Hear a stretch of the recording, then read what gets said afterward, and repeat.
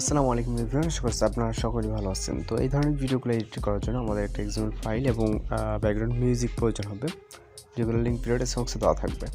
তো এক্সএমএল ফাইলটা আপনার যে ফাইলসে ডাউনলোড আছে ওই ব্রাউজার অথবা আপনি আপনার ডাউনলোড ফাইল ম্যানেজারে চলে যাবেন। যাওয়ার পর আপনি আপনার এক্সএমএল ফাইল যেটা আছে এটাকে শেয়ার করে, মানে আপনি যেভাবে শেয়ার করে থাকেন জাস্ট শেয়ার অপশনে ক্লিক করে এলাইট মোশন অ্যাপ্লিকেশনটাকে সিলেক্ট করে দেবেন। দিলে কিন্তু আমাদের এক্সএমএল ফাইল এলাইট মোশন অ্যাপ্লিকেশনে ইম্পোর্ট হয়ে যাবে। তো যাওয়ার পর আমরা এখান থেকে এলাইট মোশন অ্যাপ্লিকেশনটিকে ওপেন করব এবং এখান থেকে প্রজেক্ট অপশনে ক্লিক করব। ওকে, তো প্রজেক্টটি আমাদের এখানে ইনপুট হয়ে যাওয়ার পর আমরা প্রজেক্ট অপশনে আসার পর প্রজেক্টের উপরে ক্লিক করব।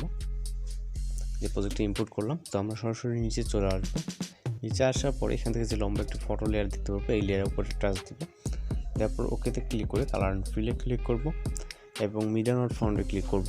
তারপর এখান থেকে আমরা একটি ফটো সিলেক্ট করব।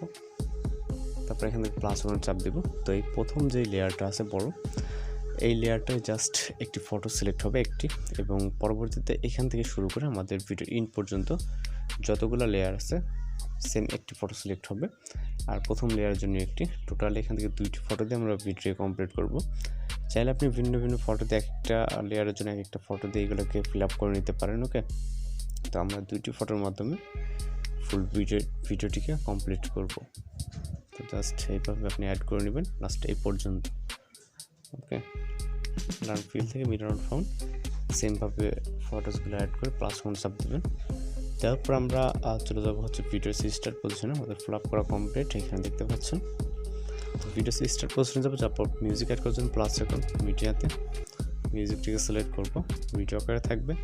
দেন আমরা এটা থেকে অডিও করার জন্য আমরা এই লেয়ারে টাচ দেবো, তারপর থ্রি ডট অপশনে ক্লিক করব, এক্সট্রাক্ট অডিওতে ক্লিক করব। তো আমাদের অডিওটা এক্সট্রাক্ট হয়ে যাওয়ার পর আমরা যে ভিডিও লেয়ার আছে এই লেয়ারটাকে আমরা ডিলিট করে দেবো, ভিডিও লেয়ারে ক্লিক করব, ডিলিট অপশনে ক্লিক করব।